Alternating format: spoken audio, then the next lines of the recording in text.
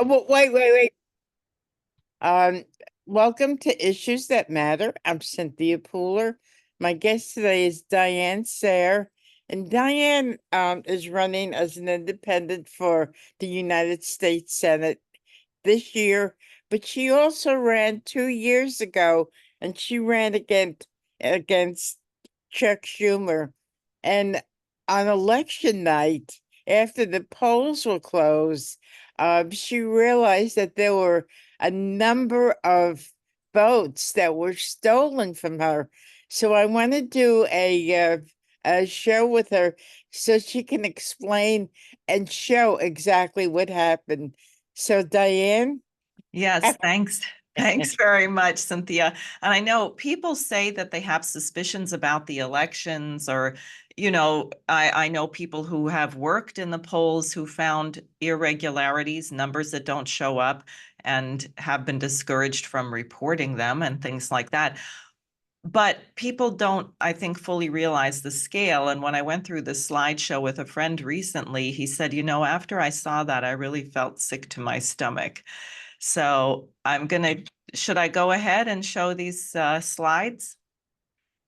sure, but what I want to say Go ahead. is, Yeah. um, Diane's running this year against Kirsten Gillibrand. So I think the party establishment feels that if they did it to her the last time, they could do it again. But most important, I wonder how many other states practice the same thing that you were victim to, because I kind of think that if that's the case, and the establishment does not want Donald Trump, but they want Kamala Harris, that they will fudge all the numbers and make Harris win. And that will only cause a lot of grief throughout the country, because then I feel that Donald Trump wants to get his message out that he was actually had votes taken away from him. So Diane, go ahead. Sure, I will. And I just want to say on that point, I think most Americans, if they felt the election were fair and their candidate lost, they would say, well, that's too bad, but the majority has spoken and I'll do a better job campaigning next time. But when they don't feel that it's fair, that's where you really get the frustration. And as you'll see from what I go through, I think there's plenty of reason to say that we may not know who won the election in 2020. I'm not going to say one person or the other. I'm saying there's enough evidence to say that we don't know for sure. Okay, one question before we start on you, Yeah. Diane. Um, the election day is November 5th. And do you think that it will be a protracted election results, or do you think it might be decided right then and there on November 5th? I don't know. I think it's likely it's going to go on and on. I think one of the reasons for these opinion polls, which I don't trust at all, is that they are preparing for however they're going to rig the election. So they want people to not notice how rigged it is. And someone just told me a story of a candidate who was running for a very local office, city council or something where you don't need that many votes. And she observed some bizarre things going on in the polling place. So she challenged. And they didn't even say the election was close. They said the other candidate had won by 2/3 or some massive landslide. But she challenged it and forced them in New York. By the way, we still do have a paper ballot. So if you can make a compelling enough case, you can force them to open the boxes and actually do what they call a hand count, as opposed to just the computer figures. She forced action on this and discovered that actually she had won. Mm. And that's how off it can be. I'm just saying. And it's easier to deal with in a small election where it's a small number of votes, as opposed to a statewide, which is what I'm dealing with, where in a presidential year, maybe 8 million New Yorkers are going to vote in this election. So you're dealing with a lot. But here we go. So here's the first slide. And this, you see that it's in French because a friend of mine in Paris started watching the election results super early the next morning.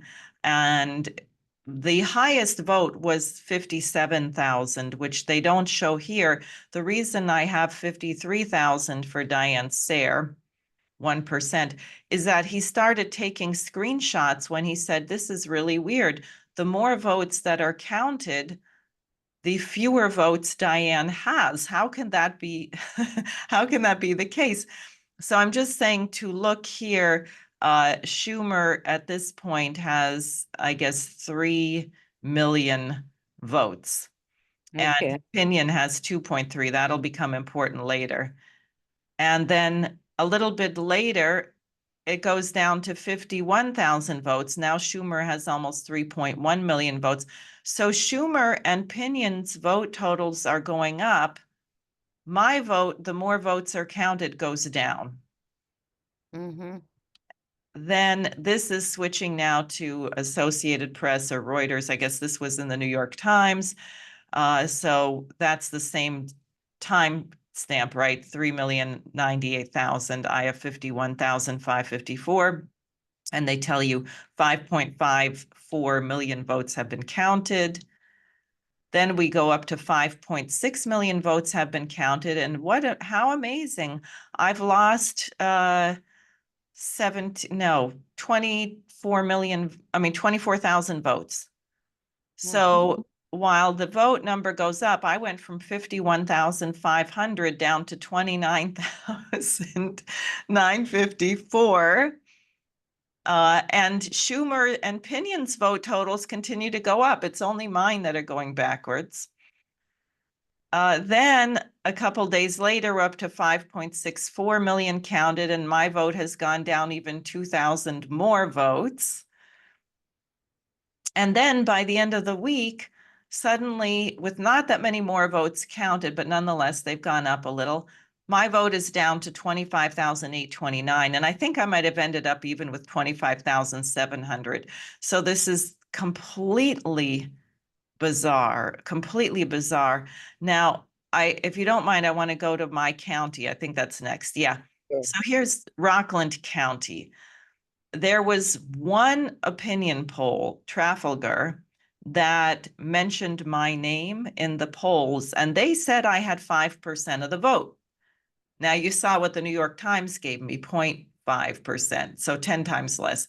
But this polling agency said I had 5%. Well, lo and behold, in my county, Rockland County, election night, I had 5.8% of the vote, which I have to add is a very, very high vote for an independent candidate. 6,212 votes with 95.71% vote counted.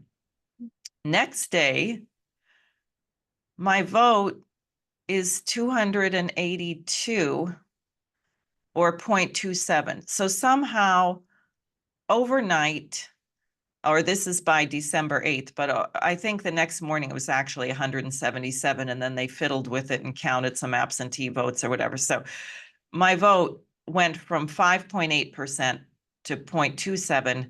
It went from 6,000, I can go back, 6,212 votes to 282 votes.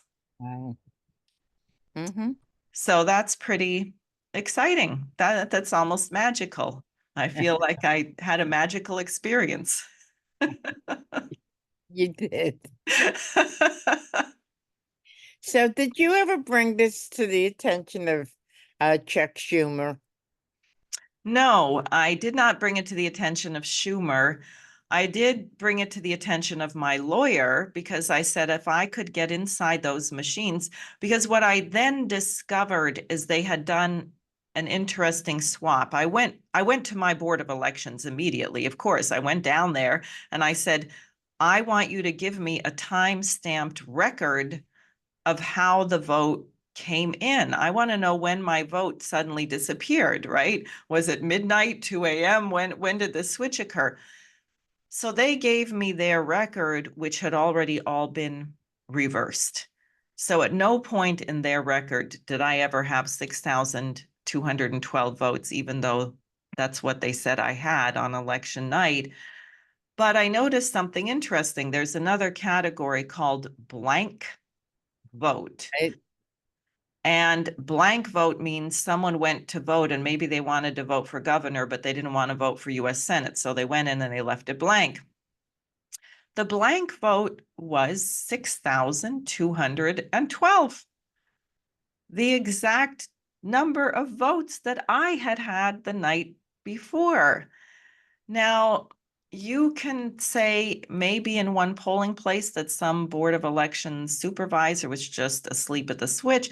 And I could hear them, oh, we made a mistake. Oh, silly us. No, no, that was the blank vote. You never had 6,000.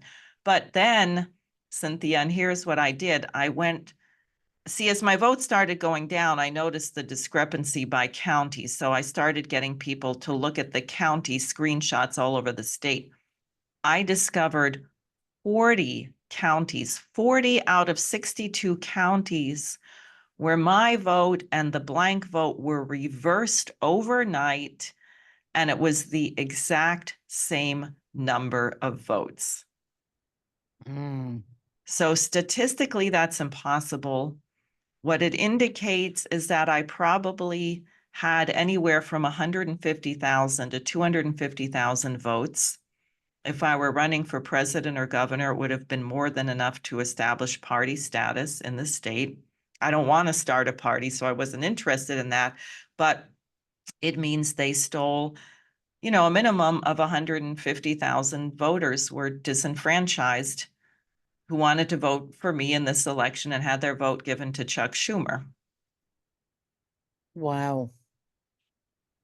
That's that's totally that's totally amazing, because when you first brought this to the attention of me and other people, I found it so I found it actually incomprehensible. Right.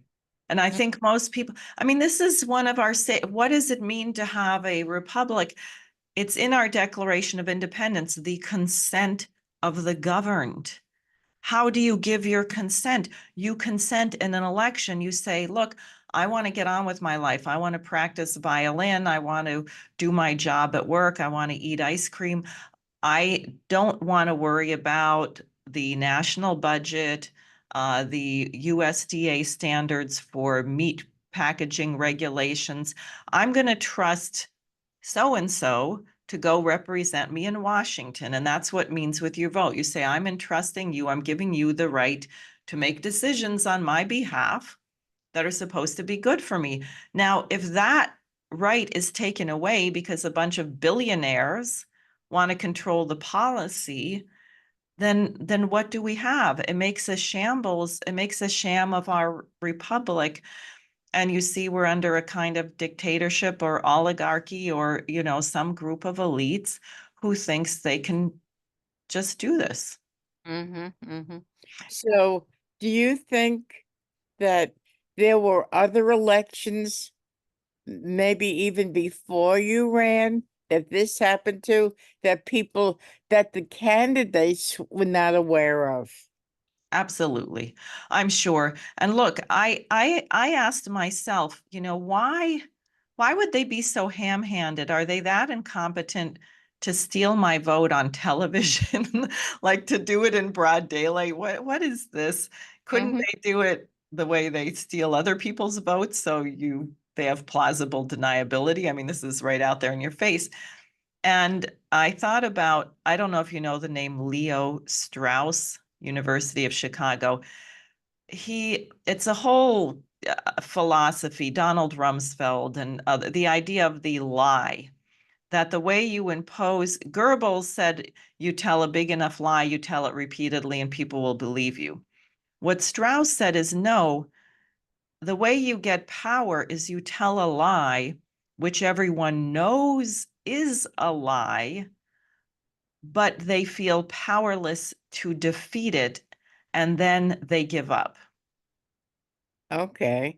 So I figured the point of their stealing my vote in public was probably to demoralize all of my supporters and make me give up.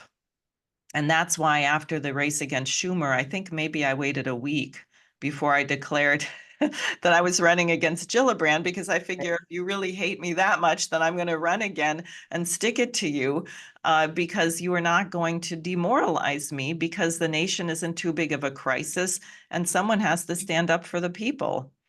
Mm-hmm. Mm-hmm.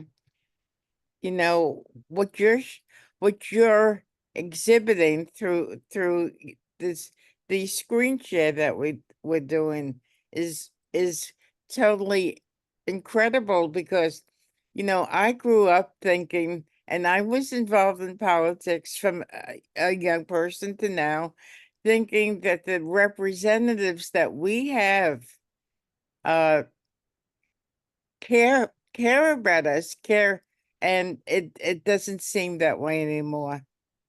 No, no, I'm afraid generally they really don't. I mean, look, I saw an extremely moving little film. I don't know who did it. I think it was someone in another country, imagining 16 years from now, people looking back on the genocide unfolding in Gaza.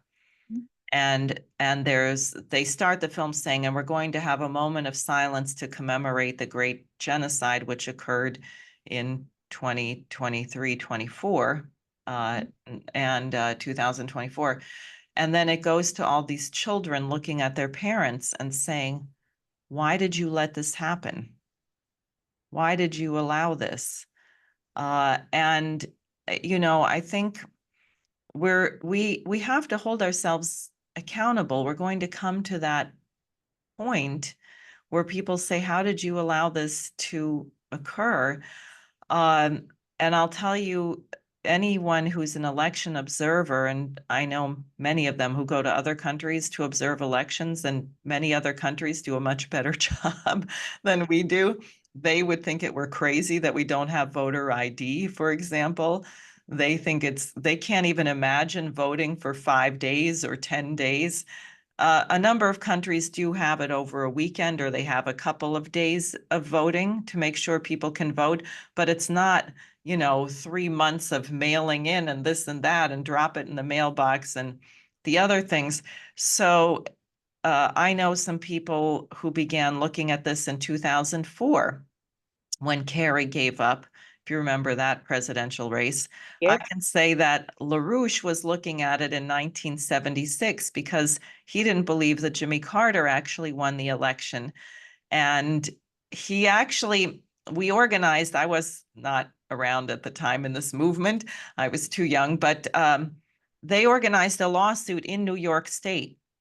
And because they discovered that thousands of dead people had voted in the election where Jimmy Carter won. So they took it to court. They said, thousands of dead people have voted. We don't think Carter won the election. And the judge said, well, you've definitely shown that thousands of dead people voted, but since it's a secret ballot, you don't know that those votes were cast for Carter. So therefore, we're not going to overturn the results of the election or do the election over.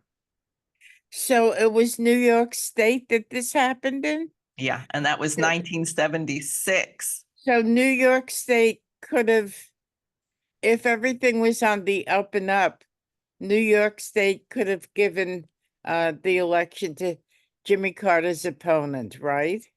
Yeah, perhaps. I don't know. I don't remember how close that was, that Mhm. race.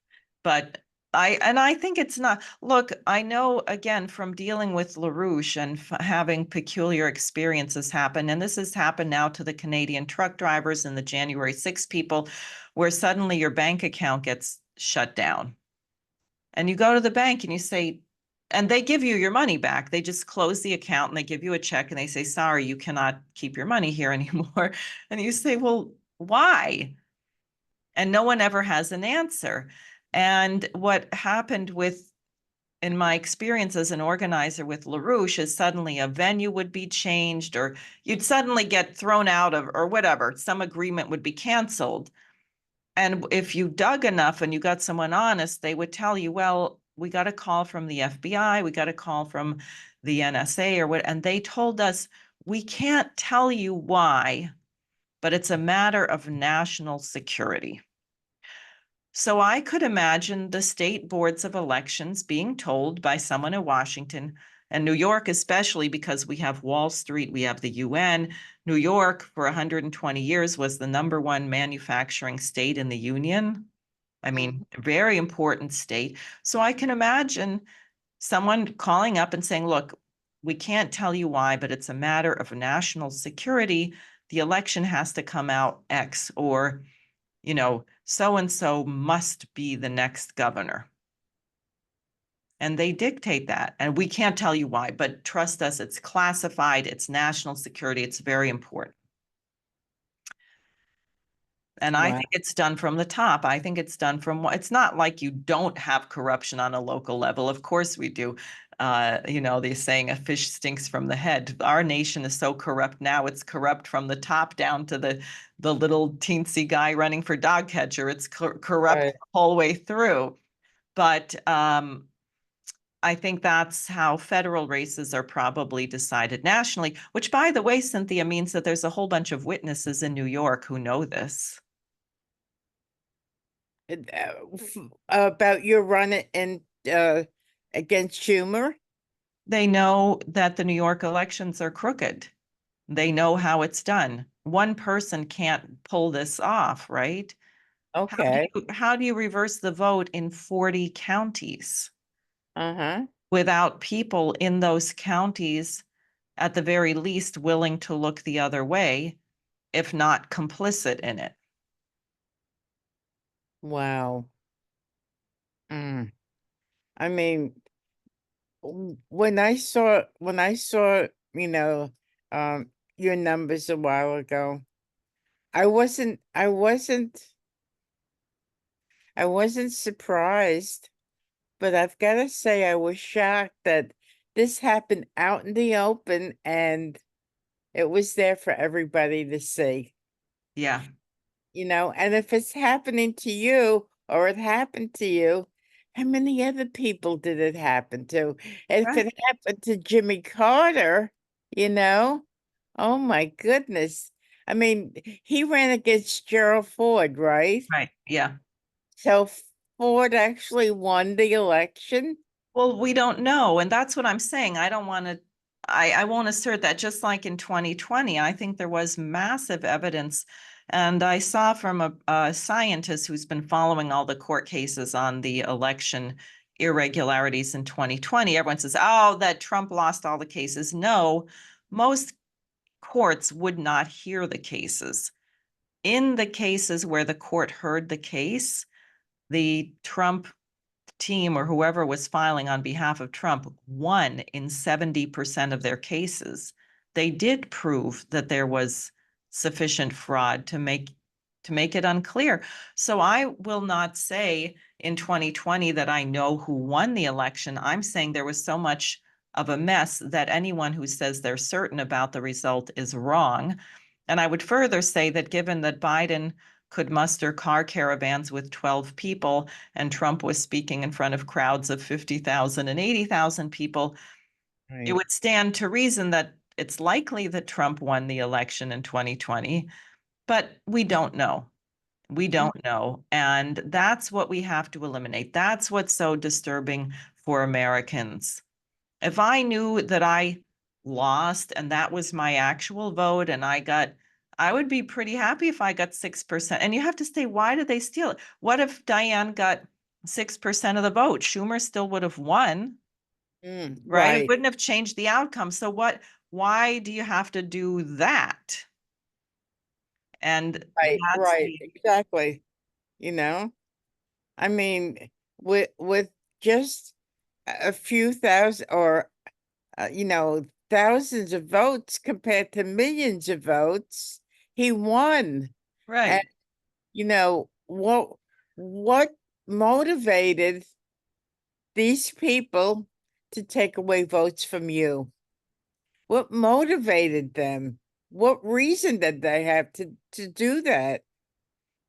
Right. Well, that's a good question. We don't know, but I think, for some reason, they want me to give up. So I definitely will not do that. Uh, Oh, and I think, I have a very different message as a candidate.